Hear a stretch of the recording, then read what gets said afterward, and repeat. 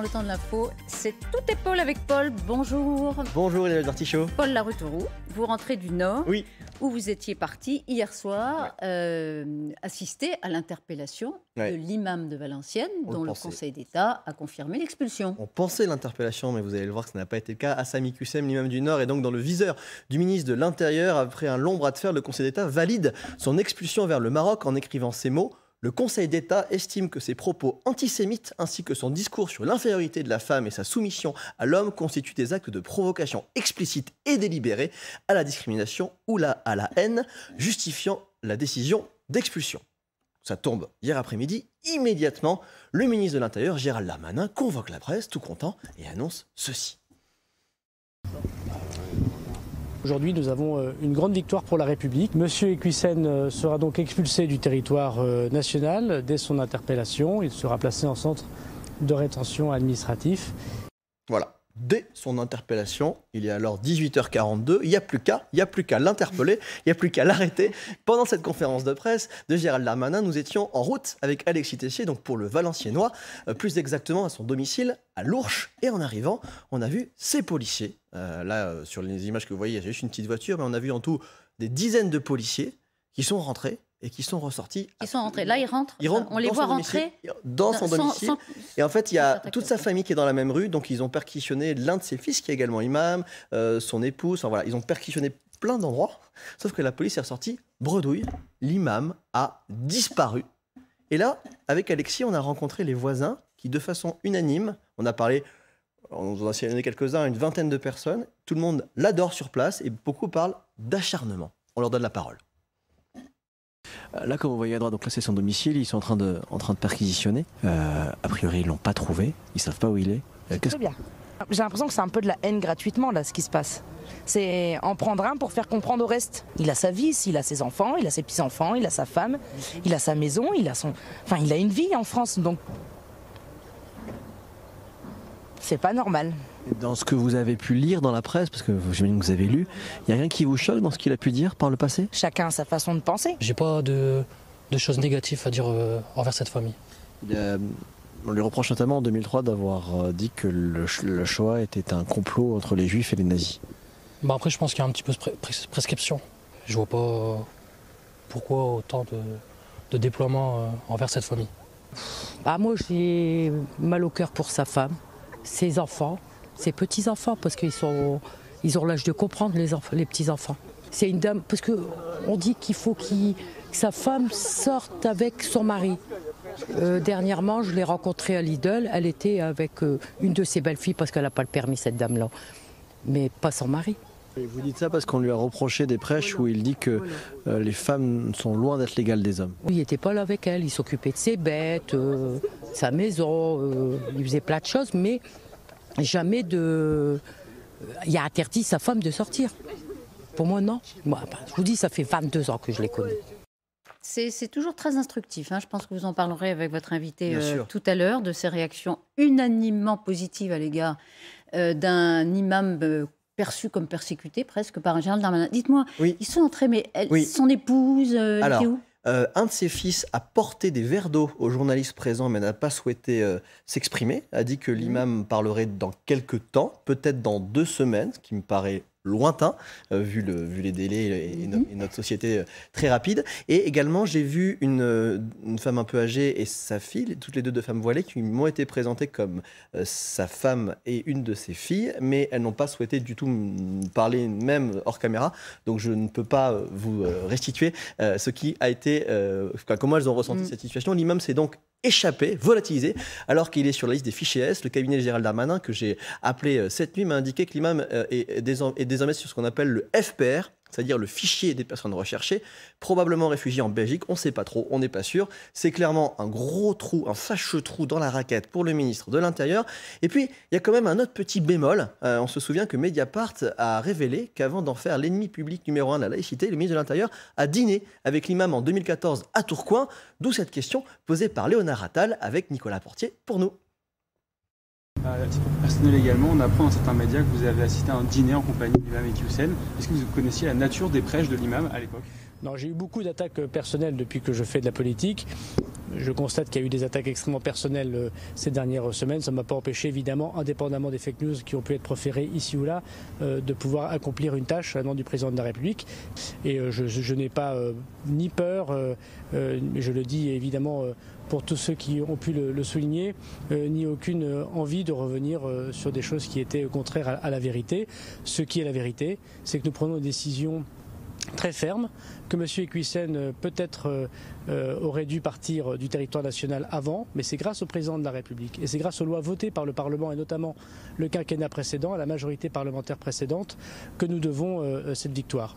Je rappelle quand même que la question initiale de Léonard Attal était pourquoi avez-vous dîné avec l'imam Hassan Iqiyoussen et que le ministre de l'Intérieur prend très soigneusement soin de ne surtout pas répondre et d'accuser Mediapart de fake news. Mais enfin, sur ce dîner, il dit rien. Il fait souvent ça au Parlement et par ailleurs, la meilleure défense, c'est... l'attaque. Linda Kebab nous rejoint maintenant. C'est votre invitée dans Tout est Paul. Bonjour Linda Kebab, merci beaucoup d'être avec nous.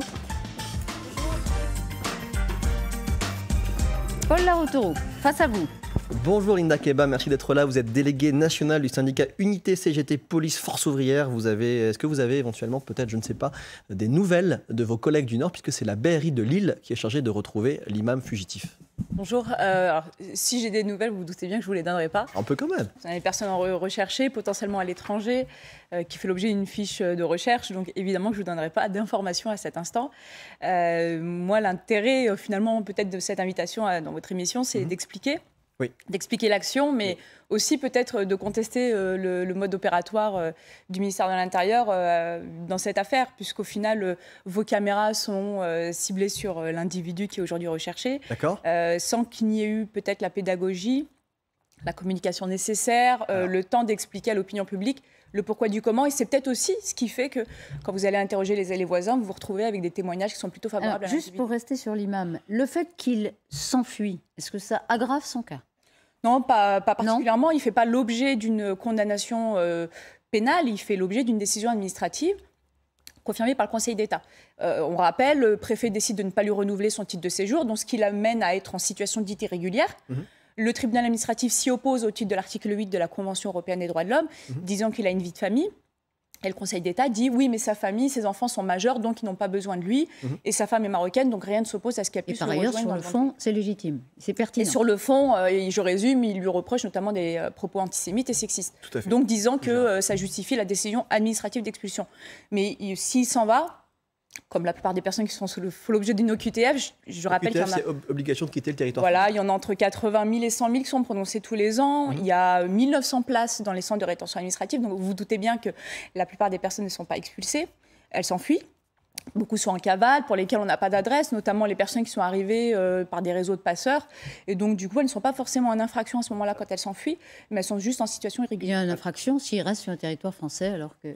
Justement, vous avez raison, on va être très pédagogique. Une question volontairement bête pour que tout le monde comprenne, parce qu'on m'a posé la question hier, c'est quoi la différence entre le fichier des personnes recherchées, le FPR, et les fameux, vous savez, les fichiers S? C'est quoi la différence? À quoi ça sert ce FPR? Alors, le fichier des personnes recherchées, c'est toutes les personnes qui attirent l'attention des autorités judiciaires ou administratives. Il peut y avoir dedans des personnes qui doivent exécuter une peine. Et donc, du coup, si au moment du contrôle ou d'une infraction commise, on constate qu'ils sont connus pour une fiche judiciaire, eh bien, ils peuvent être amenés devant l'autorité judiciaire pour être déférés, puis amenés au dépôt, et donc pour qu'ils puissent exécuter leur peine. Mais c'est beaucoup plus large que ça, le FPR. C'est aussi les personnes qui attirent notre attention administrative.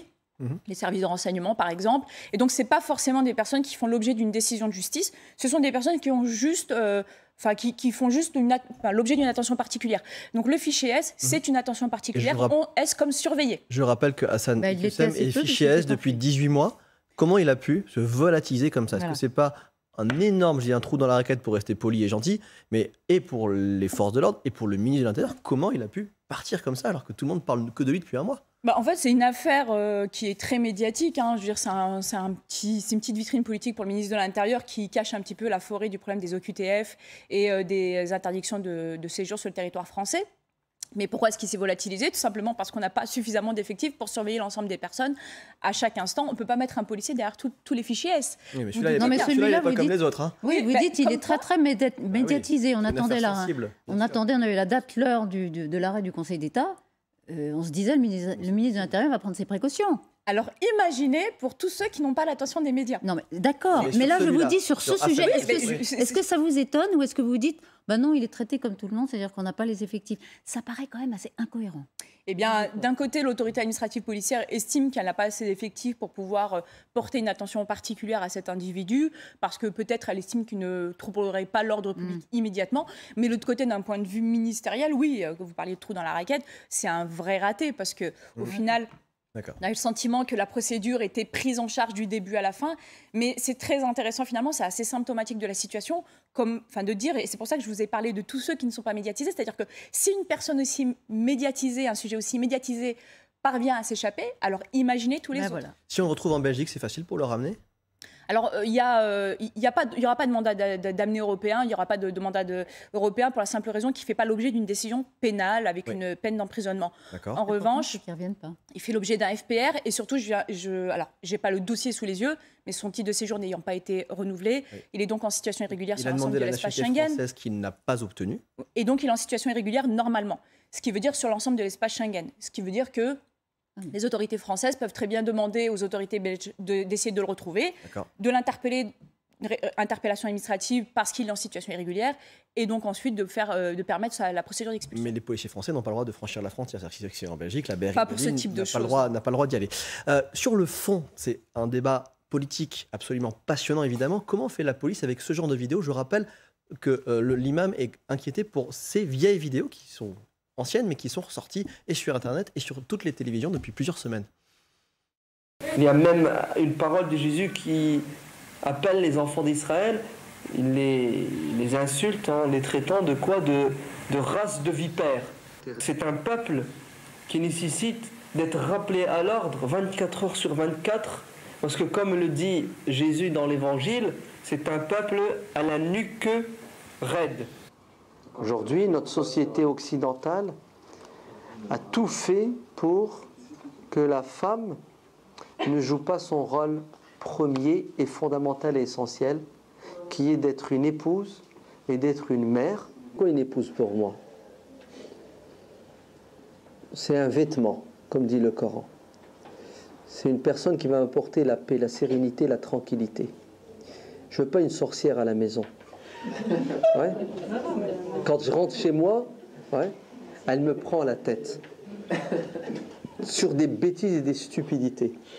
Ça, c'était il y a quasiment 10 ans et depuis, il est très important de le rappeler, il a présenté de façon circonstanciée ses excuses. J'ai toujours prêché un islam du juste milieu. J'ai toujours été, je resterai toujours quelqu'un qui combat toute forme de racisme et de rejet, et notamment l'antisémitisme. J'ai toujours condamné la Shoah et ce que le peuple juif a subi, mais je suis dans la critique de toute forme d'injustice, qu'elle émane d'une personne ou qu'elle émane d'un État. C'est vrai que j'ai tenu, lors d'une conférence sur l'injustice qu'a subi le peuple palestinien dès les années 2000, des propos qui ont été vexants et qui ont touché une partie de la communauté juive. J'ai fait mes excuses. Alors, vous dites pas toujours, vous avez raison. Cet extrait vidéo, à ma connaissance, n'existe pas, mais il y a quand même un moment où cet imam a dit que la Shoah était un complot entre les Juifs et les nazis. Donc il est allé jusque-là. Ma question est la suivante. Vous, en tant que policière, et en plus vous manquez de moyens, comment vous faites, pour une petite formule, pour faire en quelque sorte la police de la laïcité, avec toutes ces vidéos et en plus des imams qui disparaissent, se volatilisent? Il est absolument impossible de le faire. Alors, 3 choses et 3 points importants dans ce qu'on vient de voir. La première, c'est que le Conseil d'État s'est prononcé sur les excuses qu'il a jugées comme insincères. Je ne vais pas commenter la décision du Conseil d'État, mais le Conseil d'État a, d'après les éléments, estimé que les excuses venaient dans un contexte juste d'apaisement médiatique et non pas de sincérité de la part de l'individu. Ces excuses datent là de cet été, et donc effectivement, le Conseil d'État a considéré que c'était en raison de la polémique qu'il présentait ces excuses. Deuxième point, 2004-2013, ça fait un peu longtemps. Donc c'est vrai que c'est étonnant, et je pense que beaucoup dans l'opinion publique s'interrogent pourquoi à 10 et 20 ans, et pourquoi aujourd'hui en faire un sujet, alors que les propos sont anciens. On disait que c'était politique, et nous, de notre côté, on n'a pas les moyens de faire la police de la laïcité. On est 2004 et 2013, je rappelle juste qu'on est avant les attentats de 2015 et donc avant le soubresaut politique quant au démantèlement des services de renseignement, par exemple. Et puis, il y a aussi la modernisation des moyens et des outils numériques de la police. À l'époque, on n'était pas du tout à la hauteur. Mais le fait que ce soit il y a très longtemps, est-ce que ça disqualifie le principe de l'expulser aujourd'hui? Bien sûr que non, puisque le Conseil d'État le dit lui-même, les propos tenus justifient l'expulsion. De toute manière. Mais ce qui peut interroger, c'est pourquoi est-ce que le politique s'en inquiète aujourd'hui? Là, pourquoi les prédécesseurs ne l'ont pas fait? C'est plutôt ça, en fait, la question. C'est pourquoi est-ce que c'est seulement aujourd'hui? Une dernière question, on va passer à un autre thème d'actualité important. Est-ce que, d'après vous, il veut faire un coup, Gérald Darmanin? Et est-ce que vous pensez, en fait, au vu de votre expérience, qu'on a des chances de le retrouver? En réalité, ce qui est très important, au-delà du fait de le retrouver, ça va être le sujet de toutes les personnes recherchées à l'échelle européenne. Je pense que les autorités belges peuvent très bien mettre les moyens pour le rechercher, le retrouver et permettre son expulsion de l'espace Schengen. Mais on est sur une infraction, en tout cas, pas une infraction, puisqu'il n'y a pas eu de procédure judiciaire. C'est une autorité administrative qui décide de son expulsion. Il y a des faits qui lui sont reprochés et qui ont été faits commis sur Internet via notamment sa chaîne YouTube. La grande question, c'est est-ce qu'on pense vraiment que cet individu, une fois au Maroc, va arrêter de diffuser des vidéos? En réalité, cette affaire lui a donné une notoriété. Ouais. Et la vraie question et la vraie inquiétude qu'on doit avoir en matière de troubles à l'ordre public en France, c'est comment empêcher l'accès à ce type de prêche. Puisque vous vous doutez bien que de la Belgique, du Maroc ou des États-Unis, eh bien, il pourra continuer à prêcher, peut-être avec beaucoup plus de visibilité. Il pourra remercier le ministre de l'Intérieur. Et en tout cas, on n'a toujours pas réglé le problème de tous ceux qui prêchent de la même manière, dans des salles, dans des sous-sols, parfois dans des mosquées, mais de manière générale qui prônent le séparatisme ou qui rejettent les valeurs de la République pour des raisons politiques, idéologiques, religieuses, des tas de formes de conviction. Et donc, en réalité, le vrai sujet, c'est l'affaire Iquissen est symptomatique de notre incapacité à empêcher une question idiote. Des discours haineux. Juste une question idiote, pardon. Est-ce que désormais, il y a des policiers qui vont être tous les jours postés en civil ou pas devant la maison? Est-ce que la famille va être écoutée? Je les ai vus, ils y sont. Et ils y restent. J'ai vu, moi, des vannes Pardon, mais excusez-moi de répondre à la question à l'invité, mais en l'occurrence, je les ai vus hier avant de partir. Il y a des vannes et ils restent. Ils vont rester. J'ai cru voir qu'ils installaient des caméras, donc je pense qu'ils vont les surveiller. Alors, j'enfonce bien fort mon bonnet de syndicaliste sur la tête et je vous dis, c'est justement ça le problème. C'est qu'on n'a pas les moyens de mettre un policier derrière tout le monde et 3 policiers devant la maison de l'individu pour éventuellement voir s'il pourrait y avoir des allées-venues. C'est 3 policiers en moins pour intervenir sur des violences conjugales, sur des agressions. J'aimerais juste, pour vous illustrer la situation aujourd'hui en France, il y a 3 jours à Choisy-le-Roi, un couple d'octogénaires qui est violemment agressé pour se faire dépouiller de son bien par des auteurs récidivistes. La dame de 80 ans qui a un petit couteau suisse avec elle assène quelques coups à des agresseurs. Ça fait fuir les 2 autres. Le 3e, donc du coup celui qui a pris des coups, elle est en légitime défense puisque son conjoint est en train de se faire tabasser. 80 ans, je rappelle. Personne vulnérable. Donc logiquement, et on espère très fort que la légitime défense sera retenue, eh bien on apprend que cet agresseur, en tout cas, qui a été frappé de coups de couteau et donc qui a été hospitalisé, fait l'objet... Alors, il est en situation irrégulière, il fait l'objet de 2 OQTF, 2020 et 2020, à chaque fois prononcés après des infractions passibles de plusieurs années de peine d'emprisonnement. On va juste continuer parce qu'il nous reste... Mais c'est juste pour vous dire, en gros, que sur des cas aussi graves que celui-ci... Et moins médiatiques, vous n'avez pas de moyens. On a compris le message et le besoin de moyens. L'été a également été marqué par des drames et des morts suite à des refus d'obtempérer. Encore... Cette nuit, dans la nuit de lundi à mardi, un homme a été tué par la police à Neuville-en-Ferin, dans le Nord, à l'issue d'un contrôle de police. En 2021, il y a eu 14 240 refus d'obtempérer. Mais quand même, est-ce que la police, je vais volontairement être un peu provocateur, est-ce que la police, là, cette nuit, on parle d'une voiture, enfin, de lundi à mardi, une voiture qui n'avait pas de plaque d'immatriculation, je ne sais pas ce qui s'est passé, j'y étais pas, néanmoins, le conducteur est décédé. Est-ce que là, la police ne peut pas éviter de tuer des gens qui refusent d'obtempérer, même si, je le rappelle, parfois ils chargent et la vie des policiers est en danger. Mais quand même, il y a des morts, quoi. Non, mais c'est un drame et je pense que personne ne se satisfait d'un drame. Et à commencer par le policier qui est à l'origine du tir. Je parle souvent avec des policiers qui ont dû faire usage de la force. À chaque fois, ils me disent, pour moi, j'avais le sentiment d'être en légitime défense pour ma vie, pour celle des collègues ou pour celle des passants. Vous l'avez dit vous-même, 14 000 refus l'année dernière, on tourne autour de 25 000 en moyenne, ça fait 1 toutes les demi-heures. Alors, c'est très important, et on parlait tout à l'heure du manque de pédagogie. Non, les policiers ne tirent pas sur les refus d'obtempérer parce qu'on ne tire pas 26 000 fois par an. On ne tire même pas 5 000 fois, on ne tire même pas 1 000 fois. Non, il n'y a pas eu 26 000 morts, hein, c'est pas ce que j'ai dit. Mais même les tirs. Oui, je veux dire, même pas 26 000 tirs, mais il y a quand même eu malheureusement plusieurs morts. Et d'ailleurs, c'est souvent, je pense, un défaut journalistique, c'est d'associer le refus d'obtempérer au tir. En fait, le tir, il arrive quand le policier estime, à ce moment-là, en une fraction de seconde, quand nous, on est assis bien au chaud à commenter, en une fraction de seconde, estime qu'il y a un danger pour la vie. Et donc, il tire. Il y a des bavures aussi. 147 tirs. Alors, attendez, je vais y arriver. Il y a 147 tirs. 147 tirs, ça veut bien dire que ce n'est pas pour des refus d'obtempérer qu'on tire. Sinon, on aurait 26 000 tirs. Première chose. La deuxième chose, ça n'empêche pas aux magistrats ensuite d'estimer le contexte, de regarder les images, de recouper les témoignages, de vérifier les observations balistiques et de dire voilà, j'estime que ce policier a agi en légitime défense. S'il ne l'avait pas fait, sa vie était clairement en danger. Ou bien, je ne remets pas en doute sa parole. Néanmoins, d'après les éléments qu'on a, s'est précipité. Il a en une fraction de seconde mal jugé la nécessité de passer à la légitime défense et donc du coup je peux le poursuivre. Ça ne veut pas dire pour autant qu'il y a une impunité, ça veut juste dire qu'à un instant T, on est d'accord pour dire que le policier pense qu'il a le droit de le faire. Pense qu'il doit le faire pour sa propre vie. Qu'ensuite un magistrat puisse décider son déferment ou sa poursuite ou sa mise en examen, c'est tout à fait possible. Ça n'est pas contradictoire. Juste, s'il vous plaît, arrêtons de dire que les policiers tirent sur des délits fuites ou des refus d'obtempérer. Il y a certains députés qui connaissent très peu la loi, et d'ailleurs on se demande pourquoi est-ce qu'ils ont été élus en tant que législateurs, qui disent que c'est pour cela. On reprendra ce débat, ça arrive. Mais fini déjà, de la légitime défense. Non, ça passe trop vite. Merci beaucoup Linda.